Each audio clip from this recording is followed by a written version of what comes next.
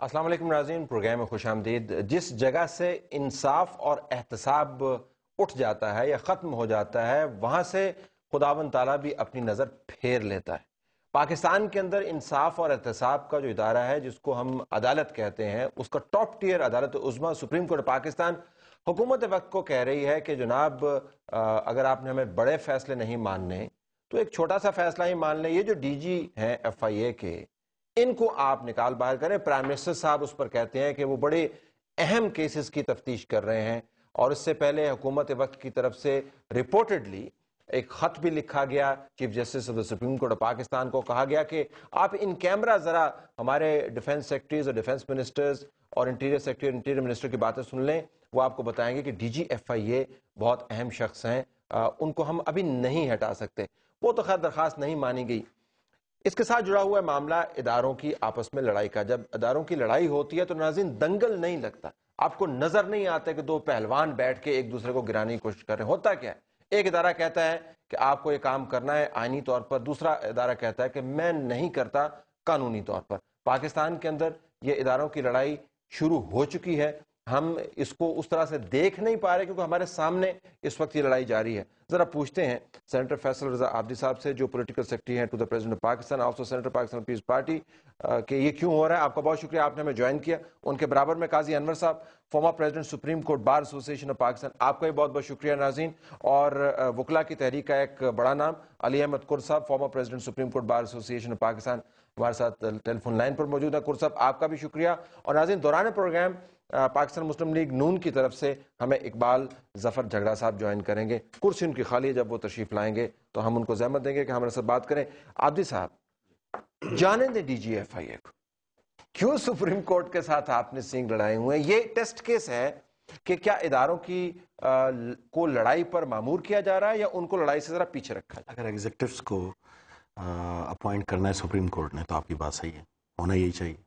اور اگر ایگزیکٹو کو اپوائنٹ کرنا ہے چیف ایگزیکٹو نے تو پھر میری بات صحیح ہے۔ اب میں اگر یہ کہوں کہ فلاں جج چلا جائے تو مجھ پہ لوگ ہنسیں گے کہ دیکھو عدالت کے معاملات میں مداخلت کر رہا ہے۔ اس کا نام ہے سپریشن آف پاور۔ جب تک آپ اس کے اصول پہ نہیں چلیں گے یہ نہیں ہو سکتا۔ ہاں اگر کوئی ایسی چیز ہے جو وسیم صاحب کے خلاف ہے اور جو عدالت کے سامنے آ چکی ہے اور جو ثابت ہو چکی ہے تو پھر ان کو چلے جانا چاہیے، پھر ان کو چلے جانا چاہیے، اس سے پہلے نہیں جانا چاہیے۔ اس سے پہلے کوئی وجہ نہیں بنتی ہے۔ قائد صاحب دیکھیں بات یہ ہے، وسیم صاحب سے کوئی عدلیہ کی ذاتی چپکرش کوئی ایسی بات نہیں ہے۔ مہذب معاشروں میں عدالت کا معمولی سے آبزرویشن پہ لوگوں کو ہٹا دیا جاتا ہے۔ یہاں تو احکامات آ رہے ہیں اور جس کو ہم کہتے ہیں سپریم کورٹ عدالت عظمیٰ پاکستان کی، یہ سپریم کورٹ جب بھی کوئی حکم دیتی ہے، حکم پہ کرٹیسزم کیے بغیر وہ بائنڈنگ ہوتا ہے۔ ٹھیک، اور یہ ایک اچھی حکومت کا فرض ہے، اچھی حکومت کا، ایک ذمہ دار حکومت کا۔ اگر حکومت ذمہ دار حکومت ہے اور اچھی حکومت ہے تو فوری طور پہ عدلیہ کیا، اس لیے نہیں کہ عدلیہ کو خوش کیا جائے، اس لیے کہ یہ ان کی اوبلیگیشن ہے، کانسٹیٹیوشنل اوبلیگیشن ہے کہ عدلیہ کے احکامات مانے جائیں، نہ مانے جائیں تو جنگل ہو جائے گا۔ تو یہ سوال نہ اٹھایا جائے کہ عدلیہ کے احکامات کی بنیاد کیا ہے؟ جو میں عرض کرتا ہوں احکامات ایسے تھی۔ بات یہ ہوئی کہ ایک دو تین کیسز سے پہلے نیشنل انشورنس کے میٹر میں بات آئی، ٹھیک، اس میں سپریم کورٹ میں اس وقت عمدے صاحب بھی بینچ میں تھے، محسوس کیا گیا کہ کچھ لوگوں کو پروٹیکٹ کیا جا رہا ہے اور ان پہ ہاتھ نہیں ڈالا جا رہا، جس میں عمدے صاحب نے ریمارکس بھی دیے۔ جی، اس کیس کے دوران محسوس ہوا کہ جو ڈی جی ایف آئی اے ہیں وہ اپنے فرائض منصبی کے خلاف جا رہے ہیں۔ ان کا فرض تو یہ ہے کہ وہ ڈگنگ کریں آفینسز کی اور ان کو وہ ایکسپوز کریں، وہ جو بھی کوئی ہے ان کا ایکسپوئر ہونا چاہیے اور جسٹس جو ہے اس کو اپنا کام کرنا ہے۔ لیکن مبینہ طور پر ان کو پروٹیکٹ کر رہے ہیں، نہ صرف یہ کہ کام نہیں اس ایک کرتے۔ کیس میں جب آئی تو اس عرصے میں ہائی اسکینڈل کا کیس آ گیا۔ جب اس کی انویسٹیگیشن کی بات ہوئی، اس میں ایف آئی اے کے ڈائریکٹر جنرل سے رپورٹ مانگی گئی، اس میں بھی سپریم کورٹ نے یہ محسوس کیا کہ وہ کچھ لوگوں کو پروٹیکٹ کرنا چاہتے ہیں، چنانچہ سپریم کورٹ نے کہا ان کو اس کیس سے علیحدہ کر دیا جائے۔ ان دا مین ٹائم سپریم کورٹ کا وہ آرڈر آ گیا جس میں سپریم کورٹ نے گڈ گورننس والی بات کی تھی اور یہ کہا تھا کہ کانٹریکٹ کے اوپر جو لوگ ہیں جو لوگ ہیں ان کو ان کے کانٹریکٹ کے رینیول ہو کے ان کو نکال دیں، ان کا پتہ کریں.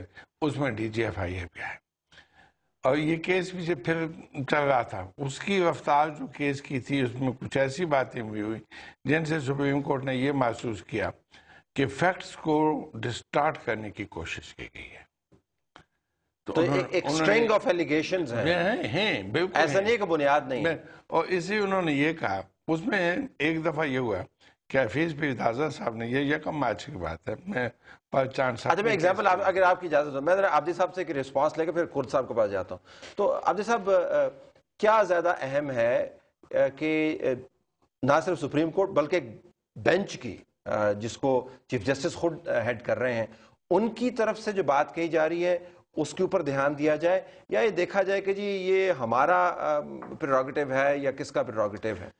آپ سے گزارش کروں طلعت بھائی، 12 مئی سے پہلے مجھے کورٹس کے معاملات میں قطعاً کوئی دلچسپی نہیں تھی، لیکن 12 مئی کے بعد اور جب سینیٹر بنا تو میں نے پوری دنیا کے کورٹس کا مطالعہ کیا اور ایک قانون میرے سامنے آیا، قلم بولتے ہیں زبان نہیں بولتی.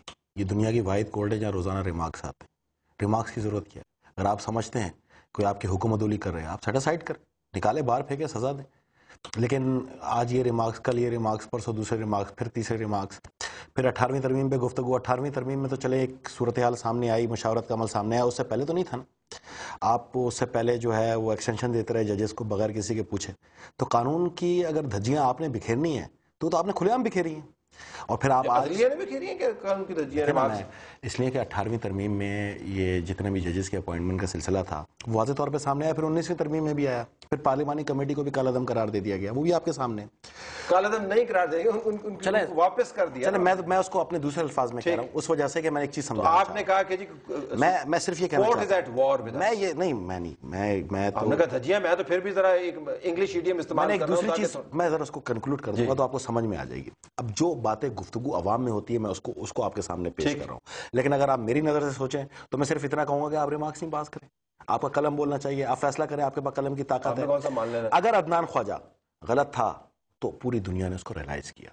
اگر ان میں کوئی مسئلہ ہے ڈی جی ایف آئی اے کے اندر کل بتا دیجئے، سامنے لے آئیے. تو بتا دیا نا. تو نہیں، میں ایک اور جو میں کہنا چاہ رہا ہوں وہ ہے، اگر آپ نے قانون کو ایک یک طرفہ لے کے چلنا ہے تو پھر آپ متنازع بنیں گے.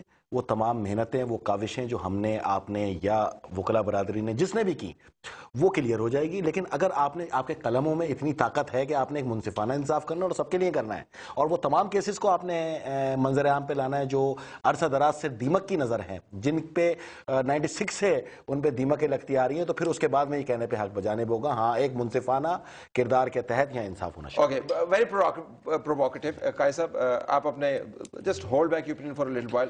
کرد صاحب سے میں ایک بریف لے لوں. کرد صاحب السلام علیکم. وعلیکم. جی کرد صاحب آپ کو آواز آ رہی ہے؟ جی کرد صاحب یہ آپ تک یہ گفتگو پہنچی جو ابھی ہوئی یہاں پہ اسلام آباد میں؟ جی تھوڑی بہت میں سن رہا ہوں جناب. اچھا یہ ذرا مختصراً بتائیے گا کہ کیا عدلیہ ڈی جی ایف آئی اے جن کے بارے میں بہت سے ان کے شکوک و شبہات ہیں اور کورٹ کی نظر میں وہ شکوک و شبہات شواہد میں تبدیل ہو گئے ہیں، اگر حکومت کو کہا جاتا ہے کہ ان کو ہٹا دیا جائے تو ابھی میرے خیال میں انڈیا کی سپریم کورٹ نے بھی شاید منموہن سنگھ صاحب کا ایک اپوائنٹی ہے اس کو اٹھا کے پرے کیا اور پرائم منسٹر نے کہا جی کہ میرے سے غلطی ہوگی، میں معافی چاہتا ہوں، اور انہوں نے اس بندے کو ہٹا دیا. کہ یہاں پہ معاملہ مختلف ہے کیا پاکستان میں؟ طلعت صاحب میں یہ سمجھتا ہوں جناب کہ شروع سے لگ یہ رہا ہے کہ ہمارے ادارے جو عدلیہ ہے یا پارلیمنٹ ہے یا حکومت ہے ان کے اندر کوئی بن نہیں رہی ہے اور بلکہ معاملات کسی لحاظ سے بگڑتے جا رہے ہیں. اور جیسے ڈی جی ایف آئی اے کے بارے میں سپریم کورٹ نے جو فرمایا ہے یہ حکم کے طور میں ہے. اگر جس کو میں سمجھتا ہوں حکومت میں بیٹھے ہوئے لوگوں نے یہ جو ایک حکم دینے کا جو ایک انداز ہے شاید اس کو حکومت نے محسوس کیا ہے. تو پہلے یہ ہوا کرتا تھا جیسے ہم نے جتنے بھی پرانے پریویس یا جو جج صاحبان کے جتنے بھی ججمنٹس ہیں اس میں آبزرویشنز پاس کی جاتی تھی، اس میں بڑے خوبصورت پیرائے میں ریمارکس دیے جاتے تھے اور اس وقت کی حکومتیں جیسی بھی تھی وہ ان ریمارکس یا ان آبزرویشن کو دیکھ کر ان کی بنیاد پر فیصلہ کرتی تھی. اب سپریم کورٹ لگتا یہ ہے کہ بالکل براہ راست حکم دے رہی ہے اس کے لحاظ سے میں سمجھتا ہوں حکومت اس معاملے سے تھوڑی سی کترا رہی ہے، اور اگر وہ سمجھتی ہے کہ اگر عدلیہ کے اس طریقے سے ہم نے ہر احکامات کو منوعن تسلیم کرنا شروع کر دیا تو پارلیمنٹ یا حکومت کی جو ایک اتھارٹی ہے یا سیپریشن آف پاورز کی جو ایک فلسفی ہے، یا وہ عوام کے جو نمائندے بنے بیٹھے ہیں وہ یہ سمجھتے ہیں کہ ان کے اس پہ جو ہے حرف آئے گا، تو میرے خیال میں یہاں سے معاملہ بگڑا ہوا ہے۔ اور بالکل آپ صحیح کہہ رہے ہیں۔ مختصراً بالکل میں قطع کلامی ہوتی ہے، میں آپ سے جاننا چاہوں گا ایک جملے میں، 2 جملوں میں، کیونکہ اس کے بعد مجھے بریک لینا ہے، پھر میں اس کے بعد مکمل گفتگو اس پہ کروں گا۔ اگر انداز تبدیل ہو جائے، الفاظ کے چناؤ میں ذرا احتیاط برتی جائے، ایک تو ویسے وہ کیا سپریم کورٹ ہوگی جو حکم نہ دے اور درخواست کرے، سپریم کورٹ تو حکم ہی دیتی ہے، درخواست تو نہیں کرتی، لیکن اگر انداز تبدیل ہو جائے تو کیا وہ اس انداز کے پیش نظر حکومت ان کے احکامات پر یا ان کی درخواست پر، آبزرویشن پر آپ کے خیال میں عمل پیرا ہوگی یا نہیں ہوگی؟ جی میں تو یہ سمجھتا ہوں سویلائزڈ معاشرے میں تو یہی ہوتا ہے کہ اگر خوبصورت پیرائے میں بات کہی جائے تو جیسے کہ ہم جس ماحول میں رہ رہے ہیں، میں سمجھتا ہوں حکومت کو اس پیرائے میں اس بات کو سمجھنی چاہیے، اس پہ منوعن عمل کرنا چاہیے، اور بات بھی نہیں ڈپٹی کا بریک ہے ناظرین، بریک کے بعد واپس آئیں گے۔ ہمارا خیال تھا کہ یہ اداروں کی لڑائی ہے، پتہ چلتا ہے کہ اداروں کی لڑائی نہیں ہے، یہ تو ایکسپریشن کی لڑائی ہے، یہ تو بیائی ہے، واقعتاً بیان کی لڑائی ہے، یا اس کے پیچھے بڑے بڑے معاملات ہیں؟ اسٹے ٹیونڈ، بریک کے بعد واپس آتے اپنے پینلسٹ سے پوچھتے ہیں۔